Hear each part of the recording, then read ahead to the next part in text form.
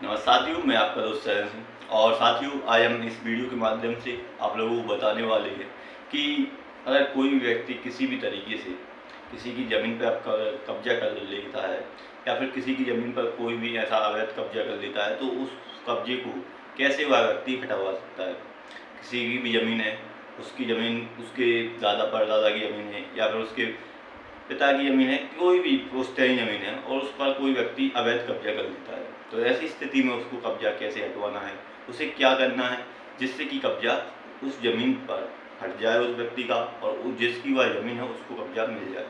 क्योंकि मेरे पास बहुत सी कमेंट आए मेरे पास कमेंट आए थे, तो मैं अभी व्यस्त चल रहा था, तो उसके कारण मैंने वीडियो नहीं बना पाई थी।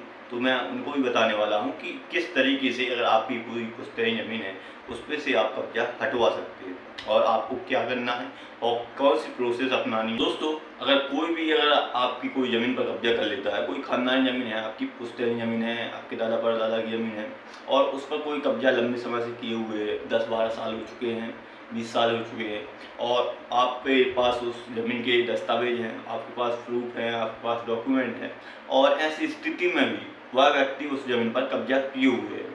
क्योंकि अक्सर ऐसा देखने को मिलता है, गाँव में ऐसा देखने को मिलता है कि कोई भी खेती वाली ज़मीन है और उस पर कोई व्यक्ति कब्जा कर लेता है, लंबे समय से कब्जा किए होता है, तो वह कब्जा आसानी से खाली नहीं करता है, वह उस ज़मीन से नहीं हटता है। कोई ऐसा भी होता है, कोई दबंग किस्म का इंसान होता है, कोई चलती वाला इंसान होता है जिसकी कोई गाँव में चलती है और आपकी ज़मीन है, आपके दादा परदादा की ज़मीन है, आपकी खानदानी ज़मीन है, लेकिन वह व्यक्ति उस पर कब्जा किए हुए है तो उस पर से हटता नहीं है, तो आपको समस्या आती है। क्योंकि आप चाहते हैं कि आपकी ज़मीन है तो आपको मिल जाए, लेकिन वह मिलती तो है नहीं। तो अगर किसी भी तरीके से कोई भी आपकी ज़मीन पर कब्जा किए हुए है तो आपको बिल्कुल भी घबराना नहीं है। आपको आसान सी प्रोसेस, आसान सी प्रक्रिया अपनानी है और उसके बाद आपका कब्जा आपको मिल जाएगा। आपकी जो भी ज़मीन होगी वो उस पर आपका ही कब्जा हो जाएगा और जो अवैध कब्जा किया होगा जो व्यक्ति, उसको आसानी से आप हटा सकते हैं। और मैं आपको बता रहा हूँ वो आप अगर करते हैं तो आसानी से आप अपनी ज़मीन वापस ले सकते हैं। क्योंकि मेरे पास बहुत से व्यक्तियों ने सामने से मुझसे पूछा और मुझसे बहुत कमेंट आ चुके थे, इसलिए मैंने सोचा कि वीडियो बनाकर ही आपको मैं बताऊँ। क्योंकि अगर 1-2 की बात होती तो मैं कमेंट के माध्यम से उनको रिप्लाई कर देता और बता देता, लेकिन कई व्यक्तियों ने मुझसे पूछा कि सर, अवैध कब्जा हटाने के लिए क्या करें? वो बहुत समय से, लंबे समय से कब्जा किए हुए है और वह कोई दबंग किस्म का इंसान है। तो ऐसे में कोई भी घबराने वाली बात नहीं है। अगर वो कोई भी इंसान है वो कब्जा किए हुए है, चाहे वो चलती वाला इंसान हो, चाहे वो पैसे वाला इंसान हो, चाहे कोई छूट नहीं होती है किसी, कोई भी ऐसा नहीं है कि नेताओं से चलती है, किसी राजनेता से चलती है तो उसमें कोई रिलीफ मिल जाएगा, ऐसा कोई नहीं होता है। क्योंकि कानून में जो कानून के नज़रिए में आता है या फिर जो प्रोसेस कानून की चलती है वो सबके लिए सेम बराबर चलती है।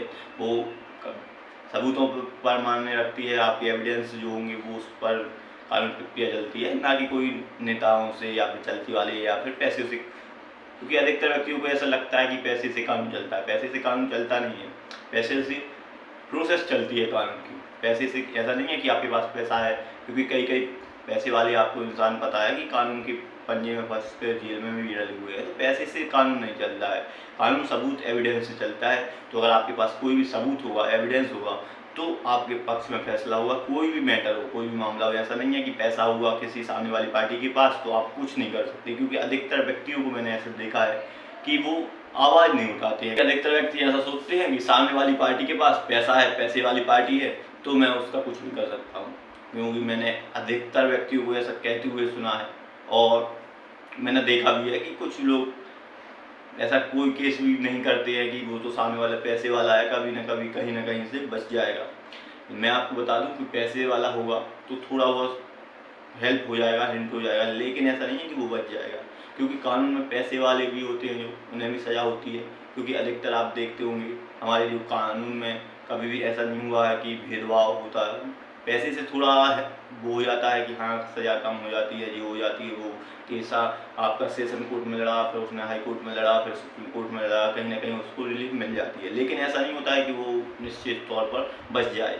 क्योंकि अधिकतर व्यक्ति ऐसा कहते हैं। तो मैं आपको बता दूं कि अगर आप एक उचित कदम नहीं उठाएंगे तो उसको कैसे सज़ा मिलेगी। कोई भी पैसे वाला होगा, उसको आप छोड़ देंगे तो उसको कैसे सज़ा मिलेगी और वो कैसे समझेगा कि मैंने कोई अपराध किया है। तो कभी भी अगर कोई पैसे वाला इंसान हो, कोई भी इंसान हो, अगर आपके साथ कोई गलत कर रहा है, चाहे वो किसी भी तरीके से प्रॉपर्टी से लेकर वो कोई क्राइम कर रहा है, आपके साथ कोई अपराध कर रहा है, तो उसको बिना पनिशमेंट की ना छोड़ें, उसके खिलाफ कार्रवाई करें, ताकि वो आगे चलकर ऐसा कोई भी कार्य किसी के साथ ना करे।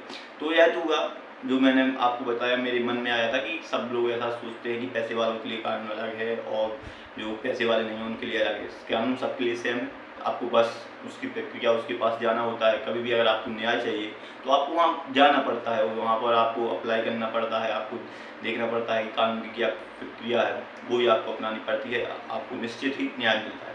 तो आप आते हैं उस पर कि कोई भी कब्जा किए हुए है आपकी ज़मीन पर, तो आपको कैसे उससे हटाना है। आपके पास उस ज़मीन के जो भी कोई अवैध तरीके से कब्जा किए हुए है उसके आपके पास दस्तावेज हैं, आपके पास डॉक्यूमेंट हैं, आपको पता है, आपके पास उस ज़मीन के कागज़ हैं। तो ऐसे में आप जाएंगे तो कोर्ट में अपील करेंगे। सबसे पहले आप अपील करेंगे उसके खिलाफ कि मेरी ज़मीन है और मुझे इस ज़मीन पर मुझको इस पर मालिकाना हक मिलना चाहिए और मेरा इस पर कब्जा होना चाहिए, या व्यक्ति जो सामने वाली पार्टी है वो अवैध तरीके से कब्जा किए हुए है। तो आप जब अपील करेंगे उसके पास कोर्ट के माध्यम से, उसको भी आप अगर वकील करेंगे तो उसको भी वकील करना होगा और उसको भी यह प्रस्तुत करना होगा या फिर बताना होगा कि किस तरीके से वह कब्जा किए हुए है, क्या उसके पास सबूत है, क्या उसके पास डॉक्यूमेंट है, क्या उसके पास दस्तावेज हैं, किस आधार पर वह कब्जा किए हुए उस ज़मीन पर, ये उसको कोर्ट में बताना पड़ेगा। जब आप अपील करेंगे कोर्ट में, उसके खिलाफ केस दायर करेंगे, आप केस कर देंगे, आप अपील करेंगे कोर्ट में, तो उसके बाद उसको भी बताना पड़ेगा, उसको भी वकील करना पड़ेगा कि किस आधार पर वह कब्जा किए हुए है। क्योंकि अगर वह आसानी से कब्जा छोड़ देता तो आप कोर्ट आने की ज़रूरत ही नहीं है, क्योंकि वह दमन किस्म का इंसान है, वो पैसे वाला इंसान है, पावरफुल इंसान है, तो ही तो आपको कोर्ट जाना पड़ता। अगर वो हल्का फुल्का कोई इंसान होता, आप ऐसे अगर ले लेते उनसे ज़मीन, तो आप आसानी से ही बता देते कि ये ज़मीन मेरी है, मेरे दादा परदादा की ज़मीन है, मेरे पापा के नाम पर ज़मीन थी, तो वो आसानी से ही उस ज़मीन पर कब्जा छोड़ देता। लेकिन वह तो पैसे वाला इंसान है, उसके पास पैसे का दम है, उसके पास पॉलिटिक्स पावर है, राजनेताओं से उसकी चलती है। तो ऐसी स्थिति में मैं आपको बता दूं, आप अपील करेंगे तो उसको भी जवाब देना पड़ेगा। जब कोर्ट में कोर्ट के थ्रू उसके पास सम्मन जाएगा या फिर कोर्ट उससे पूछेगा कि किस आधार पर आप कब्जा किए हुए हैं, तो वो उसने जवाब देना पड़ेगा।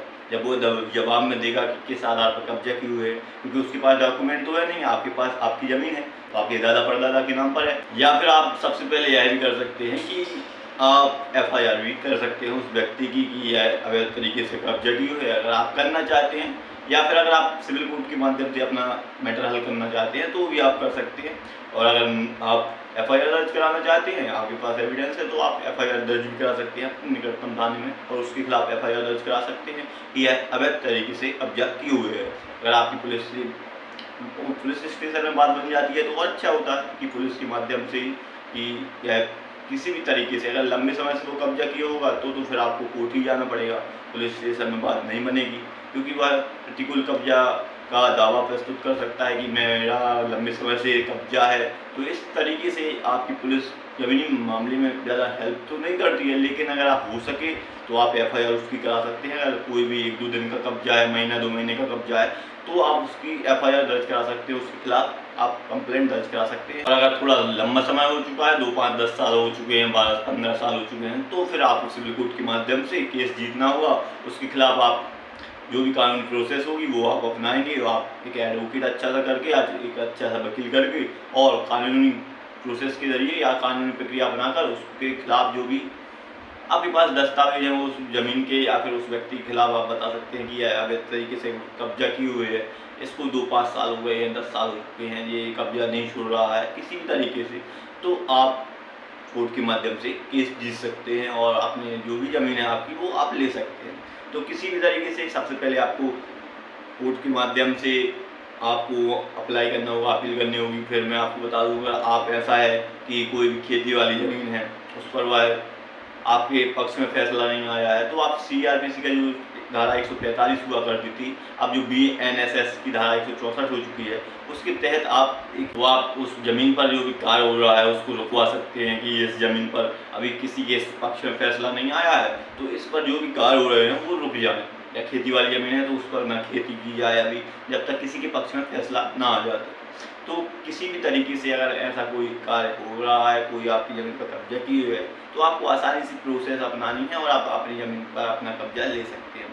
आपको किसी भी तरीके से ऐसा नहीं है कि कोई दबंग वाला इंसान है, कोई चलती वाला इंसान है, तो आपको डरने की कोई भी ज़रूरत नहीं है। अगर आप डरेंगे तो फिर आगे चलकर आपकी ज़मीन आपको नहीं मिलेगी। अगर आपको अपनी ज़मीन चाहिए तो आपको कानूनी प्रोसेस अपनानी होगी। हाँ, इसमें समय लगता है, क्योंकि कई व्यक्ति ऐसा सोचते हैं कि साल लग गया, 2 साल लग गया, क्योंकि उसको भी समय मिलता है, पेशी उसको भी मिलती है, वो भी अपने अनुसार वकील करता है, तो उस ज़मीनी मामले में थोड़ा समय लगता है। लेकिन अगर आप अच्छे से प्रोसेस अपनाते हैं, कानूनी प्रक्रिया अपनाते हैं, तो आपके निश्चित ही आपके पक्ष में फैसला होता है। तो मैंने आपको बताया कि अगर किसी भी तरीके से सबसे पहले आपको एफआईआर करनी है। अगर एफआईआर से बात नहीं बनती है तो फिर आप सिविल कोर्ट जा सकते हैं, और आप अगर ना हो सके तो ऐसा कोई कार्य है जिससे कि ज़मीन पर कोई भी आपकी खेती वाली ज़मीन है और आपको लगता है कि यह कोई भी कृषि कार्य कर रहा है या फिर किसी भी तरीके से अभी कानूनी प्रोसेस चल रही है, तो यह उस ज़मीन का लाभ ले रहा है, तो आप उसको पर रोक लगा सकते हैं कि यह मेरी ज़मीन है। आपके पास जो भी डॉक्यूमेंट हैं, दस्तावेज हैं, वो आप पेश करेंगे, अच्छे से वकील करेंगे, उसके बाद आपके पक्ष में फैसला होगा। तो आशा करता हूँ कि आपको इस वीडियो के माध्यम से यह पता चल चुका होगा कि कैसे आप अपनी ज़मीन ले सकते हैं।